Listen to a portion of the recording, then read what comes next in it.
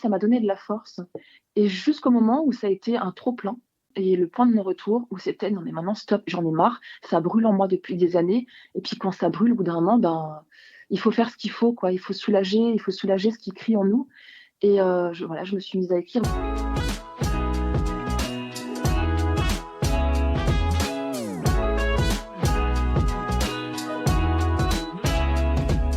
Pour cette nouvelle saison de Vive Passion, nous allons voyager en littérature.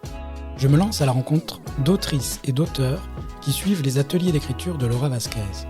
Au premier jour du confinement, en mars 2020, la poétesse et romancière marseillaise a lancé des ateliers d'écriture en ligne, entièrement gratuits et incroyablement riches d'enseignements. Accompagnés d'une médiation complète et instructive, les ateliers d'écriture de Laura Vasquez réunissent toujours chaque semaine, 2 ans après, des milliers de personnes à travers le monde francophone. Ils disent non seulement le pouvoir rassembleur de la poésie dans le monde d'aujourd'hui, mais surtout, ils proposent de le décrire avec une multiplicité des voix qui suivent ces ateliers.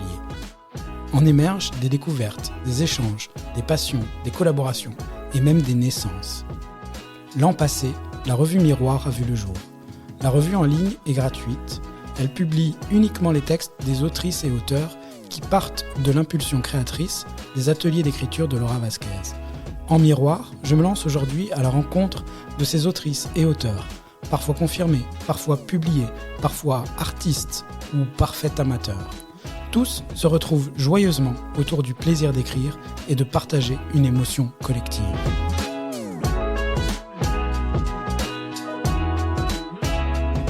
Bonjour Sandy Bory, merci d'avoir accepté l'invitation. À plusieurs titres, tu es engagée dans l'associatif et au niveau professionnel autour de l'écriture et de la littérature.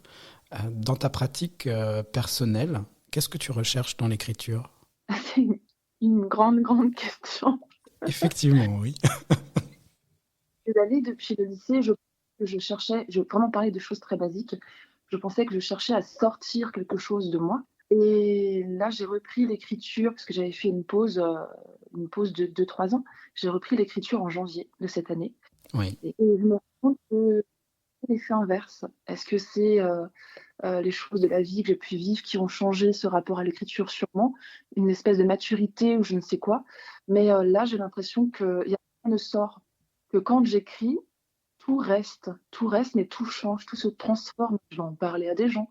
Mais quand je suis face à ce que j'écris, donc là, pour le moment, c'est de la poésie, tout reste, heu, vraiment tout grouille en fait en moi et ça me fait un bien fou. Donc c'est vraiment une démarche personnelle pour un accomplissement personnel.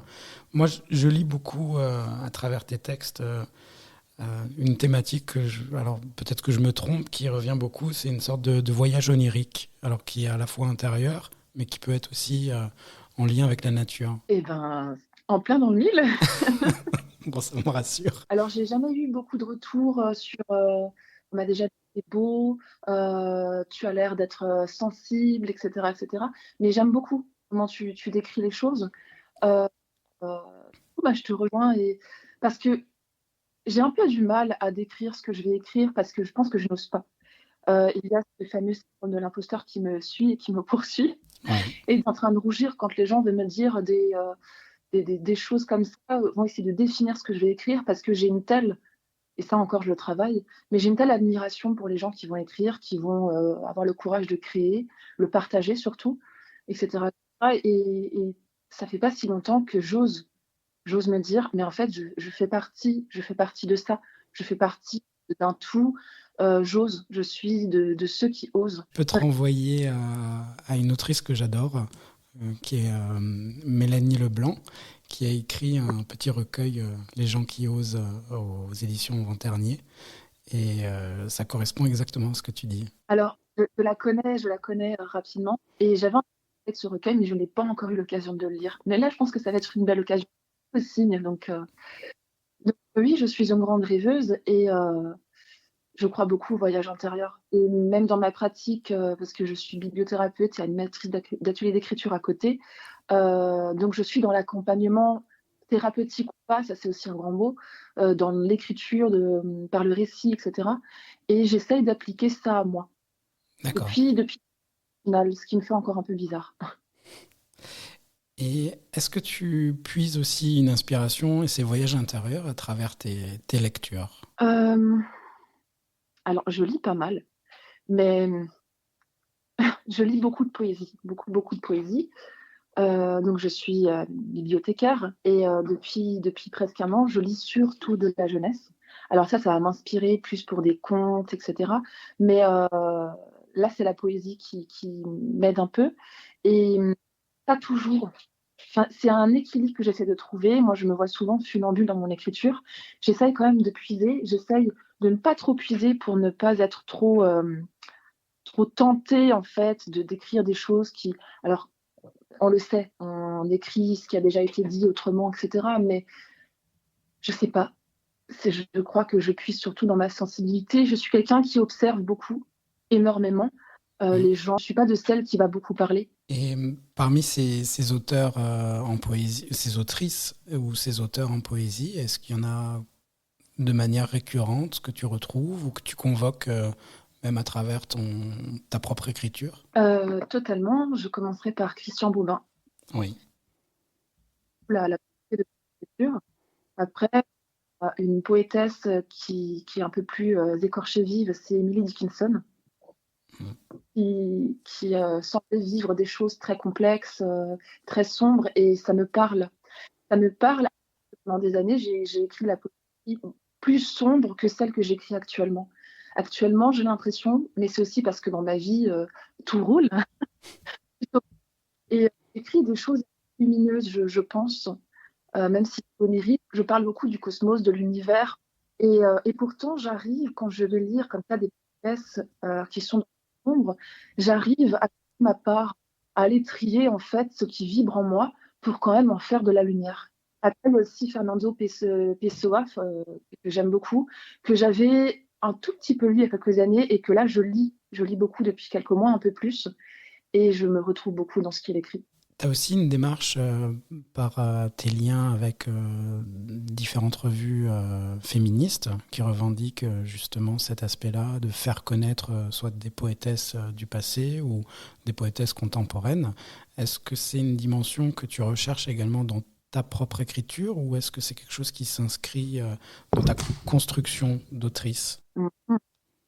Alors, effectivement, avec la revue Sœur, déjà, premièrement, ça m'a permis de faire la rencontre d'énormément de poétesses. C'est sans fin, à tel point qu'il y a un peu plus d'un an, j'ai voulu en parallèle un petit compte Instagram qui s'appelle Poésia Féminine, où là, à force en fait de découvrir ces poétesses avec mes camarades de la revue Sœur, j'ai continué à fouiller et comme je le disais avant, je me suis rendu compte que c'était sans fin.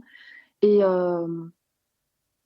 et comment dire? Donc, les découvrir, c'est aussi les lire, c'est aussi en admirer beaucoup, beaucoup, beaucoup, c'est en parler autour de moi.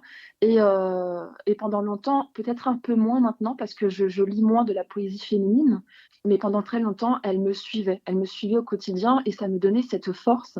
Et je crois même que c'est ça, c'est cette présence qui m'a donné cette force d'oser. D'oser là, à partir de janvier, de me dire, mais tu vas écrire. Et c'était en pleine nuit, je n'arrivais pas à dormir, ce qui m'arrive jamais et une insomnie horrible. Et je me suis dit, mais tu vas écrire.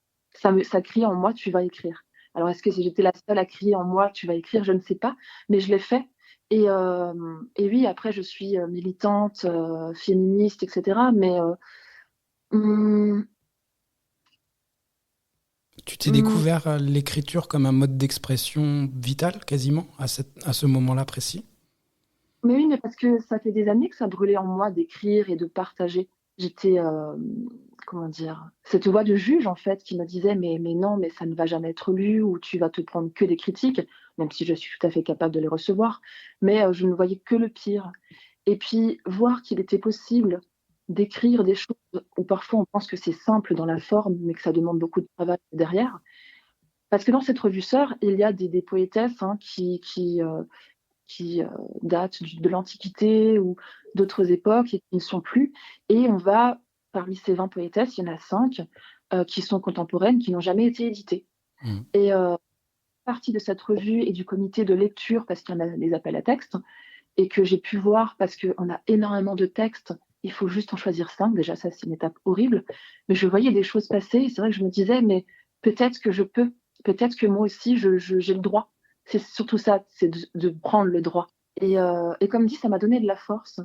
Et jusqu'au moment où ça a été un trop-plein, et le point de mon retour, où c'était non mais maintenant stop, j'en ai marre, ça brûle en moi depuis des années. Et puis quand ça brûle, au bout d'un moment, ben, il faut faire ce qu'il faut, quoi. Il faut soulager ce qui crie en nous.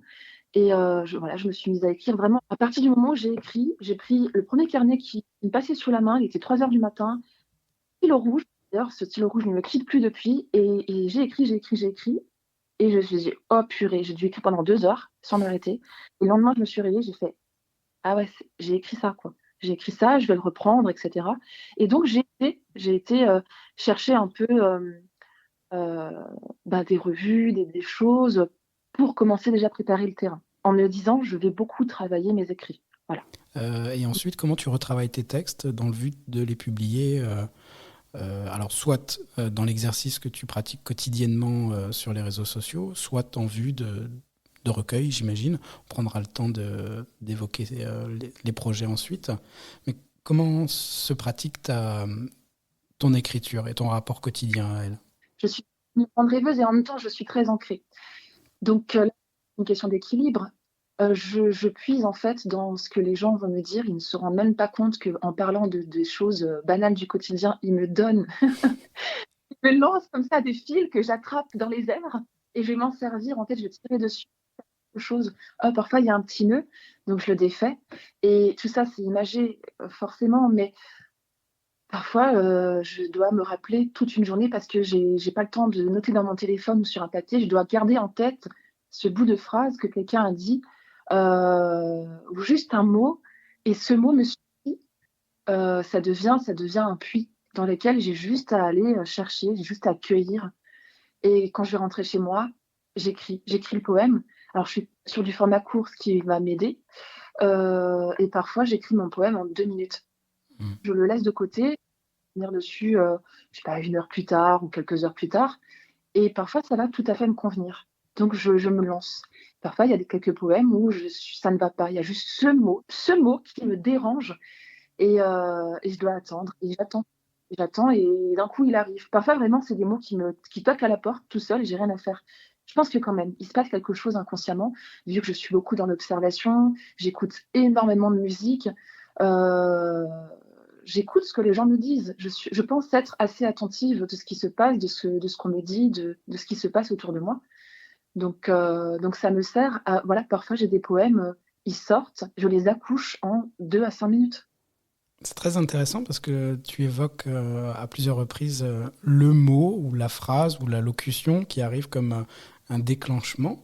Est-ce que ça peut être traversé par un autre type d'émotion lié à un autre médium? Tu parlais de musique éventuellement ou d'autres choses? Oui, donc souvent ce mot-là qui va soit me déranger ou ce mot qui va tout ouvrir en moi, les horizons, le cœur, le tout. C'est souvent, alors ce mot qui ouvre tout, c'est le mot avec lequel je vais commencer mon poème. Parce que c'est ma base. Donc je vais tout fonder sur ce mot.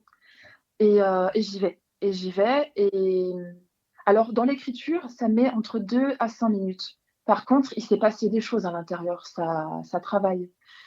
Euh, et une fois que je suis lancée, donc il peut avoir, moi je rature, etc. Mais une fois que je suis lancée, j'écris et j'aurais même envie presque de me filmer pour voir la tête que j'ai, quoi. C'est parce que je dois avoir une tête de concentrée comme jamais. Et il se passe quelque chose. Je suis habitée, en fait, parce que quand j'écris, je sais que je vais venir parler de moi, mais j'ai le souvenir que c'est telle personne ou que j'ai ressenti telle émotion à ce moment-là quand j'ai pensé à telle phrase dans la journée, ou ce que je suis vraiment en train de vivre en amour, en amitié, etc. Ou le personnage de tel poème ou de tel livre ou de tel film, etc. Dans ce moment d'écriture. Et ça dure 5 minutes, mais limite, je suis fatiguée, quoi, au bout de 5 minutes. Donnée, quoi. Est-ce que depuis que tu participes aux ateliers de Laura Vasquez, est-ce que ta relation à l'écriture a évolué? Alors, oui, elle a évolué. Parce que, donc, j'anime aussi des ateliers d'écriture, pas tout à fait comme Laura, mais ce défi d'écriture, j'étais pas totalement prête à y faire face parce que j'y ai fait beaucoup face quand j'étais à l'école, jusqu'à l'université et ça m'a beaucoup aidée. C'était, des perches qu'on me tendait et ça me rassurait beaucoup. Ça donne de la confiance et ça permet de se lancer, hein, c'est logique et il y a eu, à un moment donné, cette question de: «Est-ce que je suis capable d'écrire? Est-ce que je suis capable?» tout simplement. Et donc ça faisait déjà 1 an que je recevais les mails de Laura, qui sont toujours très pertinents, toujours en plein dans le mille et toujours très intéressants et je les gardais. Moi, je me faisais un petit dossier dans mon mail, enfin sur ma boîte mail, un petit dossier de, atelier d'écriture et j'avais pendant 1 an, parce qu'elle les envoyait 1 fois par semaine, ces propositions de Laura. Mais je nie tout et du coup, dès janvier, quand j'ai pris un peu plus de confiance, je me suis dit: «Pourquoi pas?» et puis j'ai fait la rencontre de la revue Miroir, ta rencontre et cetera aussi et je me suis dit: «Allez, peut-être que tu pourrais tenter parce que tu as réussi à te défaire de ça et maintenant tu es capable de jongler entre les 2, d'écrire sans défi d'écriture et d'écrire avec et tu verras ce qui se passe» et donc j'ai tenté en janvier et je me suis rendu compte que tout se passait très bien, que ça ne venait pas manger l'autre partie de, je peux écrire seule. Est-ce que c'est vraiment ton rapport au lecteur qui a été modifié ou que tu Comment ça? appréhendes? Est-ce que c'est ton rapport au lecteur que tu appréhendais avant de, de commencer à publier sur les réseaux sociaux, avant de te mettre même à écrire? Heu, C'est la question de la perception qui te bloquait? je pense. Je pense trop sensible, au regard de l'autre. Mm. C'est un chantier sur lequel je travaille.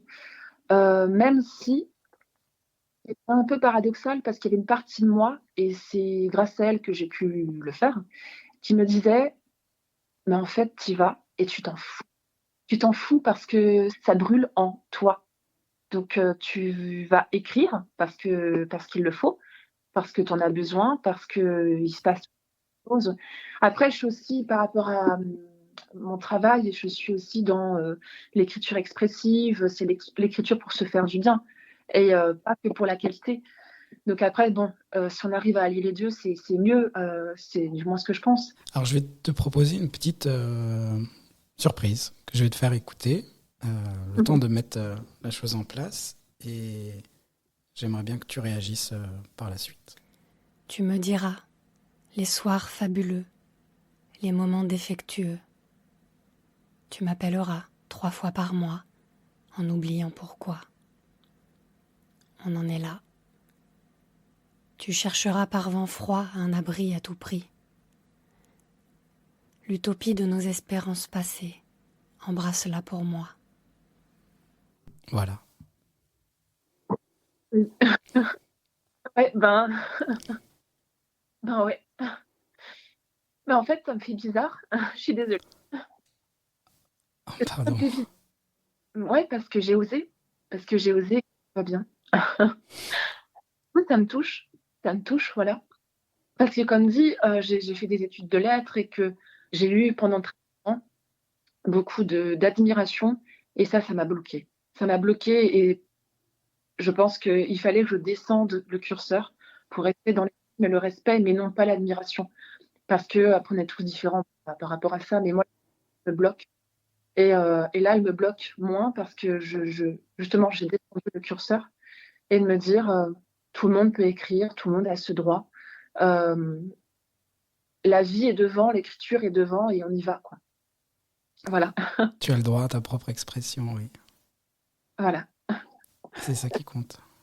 Ça me touche aussi, ta réaction. Je suis, euh, alors, pas navré parce que je sais que c'est positif, mais ça m'émeut. Oui, c'est extrêmement positif, ça me fait un bien fou et longtemps, je me suis dit: «Oui, mais si tu vas te mettre à écrire, hem, comment dire ça? Hem, est-ce que c'est de l'orgueil? Est-ce que c'est, prendre sa place? Est-ce que c'est de trop?» Alors je sais pas si c'est de trop, en fait, je pense que c'est juste normal. Mm. Et ça, je découvre, mais en fait, c'est aussi toute une question d'histoire personnelle parce que j'ai vécu du harcèlement quand j'étais, élève et cetera. J'ai vécu des choses compliquées qui ont fait que, j'avais normalisé le fait de ne pas parler, de garder pour soi, de ne pas, J'avais toujours envie de partager, mais c'est pour ça que j'observais beaucoup, parce que c'est ce qu'il me restait. Et donc là, c'est déconstruire tout ça, et ça prend un temps fou. Alors, tu fais le parallèle magnifiquement et tu m'offres un lien avec la bibliothérapie, qui est une autre de tes activités. Avant juste que tu nous décrives un petit peu en quoi ça consiste, est-ce que tu dirais que, et ce que tu sembles dire, c'est que ça commence à être une thérapie pour toi aussi? Mais oui, mais ça c'est logique.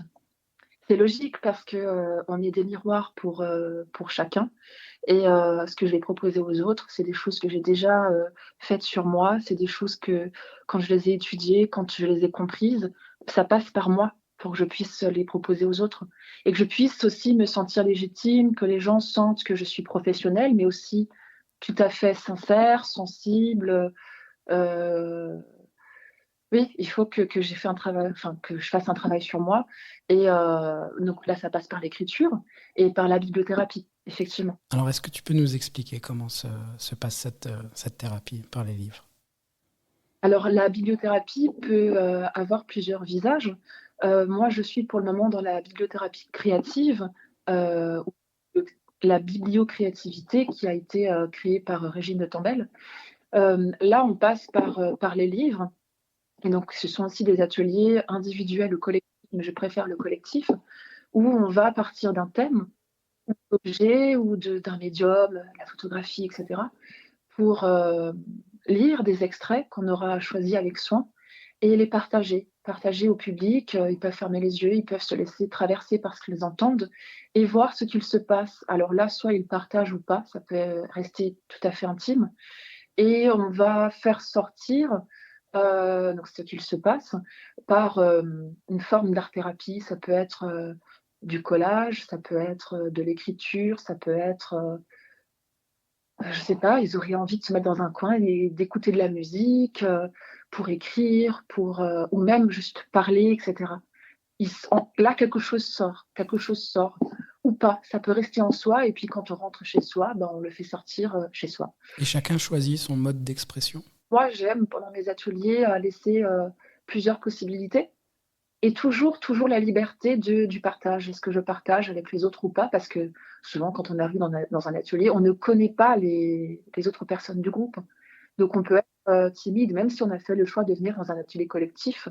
Parfois ce n'est pas suffisant et puis tout à coup, le collectif, peut être une force, mais aussi une timidité en fait qui apparaît alors qu'on n'aurait pas pensé, qu'on n'arriverait pas à partager. Ça m'est déjà arrivé de voir des gens qui tout à coup semblaient plutôt confiants et tout à coup ne sont pas capables parce que le récit que moi je vais venir, accompagner, enfin je vais guider les choses, par le récit, va faire remonter des choses qu'ils ne sont pas capables de partager ou voilà. Ce sont des groupes plutôt hétérogènes en termes d'âge, de genre.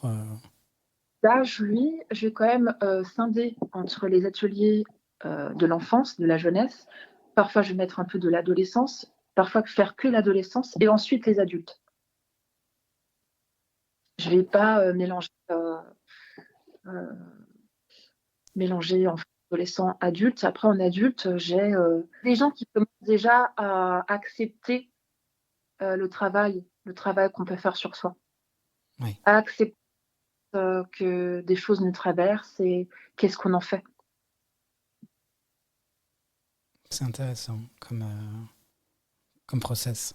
Et ça a lieu sur une longue période de différentes sessions? Alors non, pour le moment, c'est plus en pointillé. Ça va être, de temps en temps, je vais proposer parce que je change de thème. Après, je sais qu'il y a d'autres, bibliothérapeutes ou même animateurs d'ateliers d'écriture qui, quand, ils vont dans des librairies ou salons de thé ou, d'autres endroits où ils sont reçus, ils vont proposer, plusieurs séances sur l'année et les gens vont s'inscrire, en fait, dans ce cycle. Ça m'intéresse, c'est juste que c'est du travail et j'ai plein d'idées pour penser à soi, mais il faut aussi que je pense à moi. Du coup, là, en ce moment, c'est les poèmes. C'est vraiment les poèmes. Mais ces idées, un jour, elles vont germer. Mais il me faut juste du temps. Alors, comment tu vois germer tes propres poèmes et tes propres productions à court ou moyen ou long terme? Alors, Je suis pas mal de poétesses qui vont créer eux-mêmes leurs petits recueils, comme Camille Sauva, Collage sauvage. Oui, Commande tout le temps tout ce qu'elle va sortir déjà parce que ce qu'elle écrit me touche, et aussi parce elle l'a fait, quoi. Elle a sorti ses petits recueils d'elle-même sur du beau papier, etc. Et j'ai envie de faire ça. J'ai envie d'essayer, de tenter. Ce serait pour moi une première étape.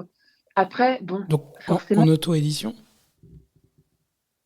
pourquoi pas pour commencer, ou un autre format, ou je sais pas, des petites sur petites feuilles, dans une enveloppe. Chaque petit papier, ce serait un poème qu'on peut distribuer, qu'on peut partager comme on a envie, ou sous forme de carte postale, je ne sais pas. Un Je ne sais pas éphéméride. encore. J'aimerais bien. Je fais de la photo et donc je me suis dit pourquoi pas faire un petit livre avec mes photos, mes poèmes. Alors après, je suis dans les métiers du livre, hein, donc j'ai été libraire, je connais la chaîne du livre, je connais les éditions, comment ça fonctionne. Hmm. Mais en même temps, pour moi, c'est encore un rêve, quoi. C'est encore en mode, tout ce que je dois déconstruire, c'est en mode, mais ce serait un truc de fou, quoi, si je sortais. J'en ai envie, j'en ai très, très envie. Et je vais essayer de faire ce qu'il faut pour, mais j'ai encore des choses à travailler. D'accord.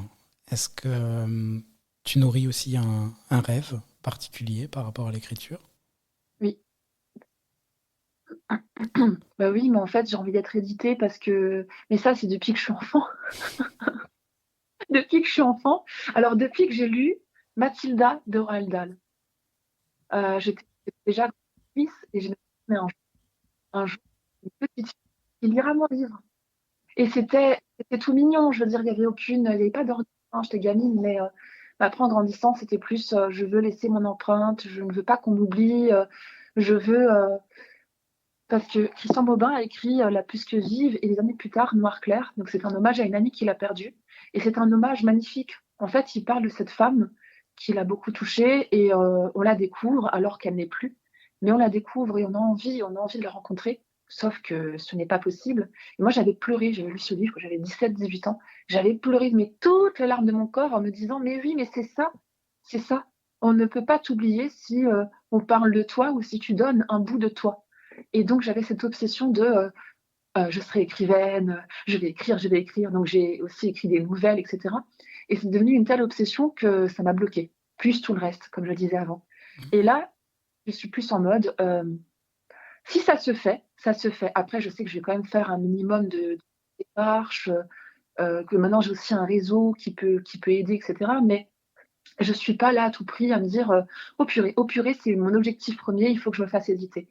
Non, non, non, j'ai envie d'y aller avec douceur, j'ai envie de faire d'abord ce que j'aime, de garder le plaisir. Ce ne sera pas à n'importe quel prix. Voilà.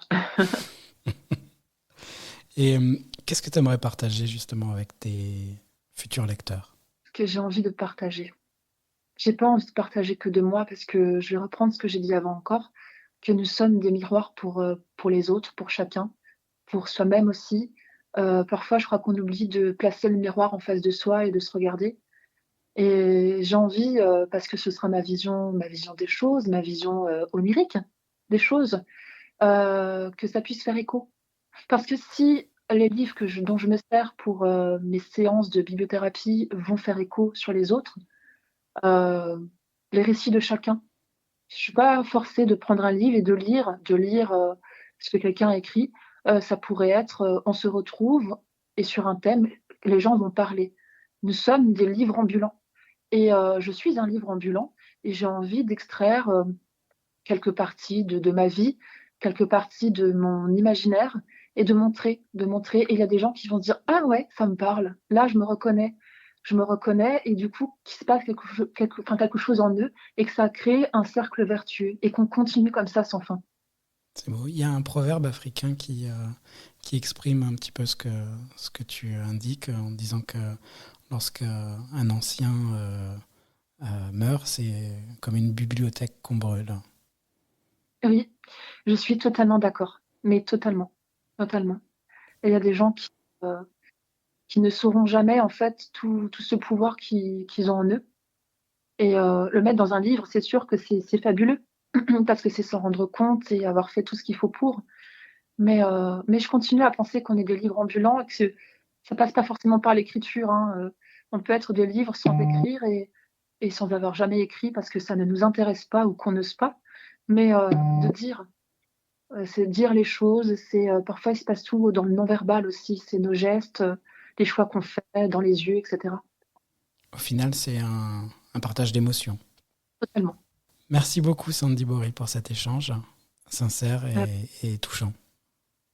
Avec grand, grand plaisir. À bientôt. À bientôt.